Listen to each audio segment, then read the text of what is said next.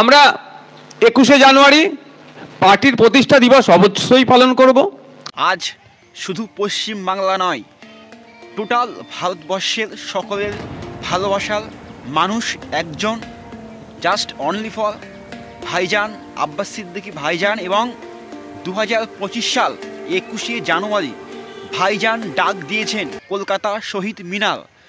তো অবশ্যই আপনারা সবাই যাবেন সকাল সকাল, টাইম ঠিক বেলা 12টায়, এবং 21শে জানুয়ারি কলকাতা শহীদ মিনার এবং সাধারণ মানুষের হক এবং অধিকার দাবিতে এবং মুসলিমদের যে পার্সোনাল সম্পত্তি ওয়াকফ বোর্ড ইত্যাদি সংরক্ষণের দাবিতে ভাইজান 21শে জানুয়ারি ডাক দিয়েছেন কলকাতা শহীদ মিনার।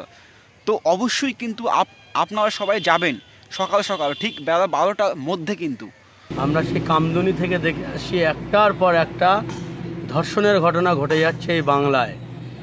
কোনো বিচার পাচ্ছে না, কেউ বিচার পাচ্ছে না। পুলিশের দ্বারস্থ হলেও পুলিশ তাদেরকে সেভাবে টেক আপ দিচ্ছে না, যার ফলে আইন একেবারে তলানিতে চলে গেছে। বাংলায় যে আইন শৃঙ্খলা একেবারে তলানিতে চলে গেছে, যার ফলে একটার পর একটা ঘটনা ঘটে যাচ্ছে। কামদুনির পরে আপনার ওর মধ্যে আরও অনেক ধর্ষণ ঘটেছে। একেবারে কলকাতা মেডিকেল কলেজ জনবহুল একটা এলাকা বা জনবহুল একটা হসপিটাল, সেই হসপিটালের মধ্যে সেই হসপিটালেরই ডাক্তার, মহিলা ডাক্তার, তাকে যে নির্মমভাবে ধর্ষণ করে হত্যা করে আবার ধর্ষণ করা হয়েছে। তারপরেও কৃষ্ণনগর থেকে শুরু করে, কুলতলি থেকে শুরু করে, জয়নগর থেকে শুরু করে, হাবড়া থেকে শুরু করে একটার পর একটা ঘটনা ঘটেই যাচ্ছে। মহিলাদের কোনো নিরাপত্তা নেই। যেখানে আজকে বাংলায় মহিলা মুখ্যমন্ত্রী হয়েও মহিলাদের নিরাপত্তা নেই কেন? প্রশ্ন তো মানুষ করবেই। এই প্রশ্ন মানুষ করছে, বাংলার মানুষ করছে, ভারতবর্ষের মানুষ করছে। এই প্রশ্নের উত্তর দেবে কে? আমি মনে করি এই প্রশ্নের উত্তর মুখ্যমন্ত্রীকে দিতে হবে, এই প্রশ্নের উত্তর স্বাস্থ্যমন্ত্রীকে দিতে হবে, এই প্রশ্নের উত্তর আপনার পুলিশ মন্ত্রীকে দিতে হবে।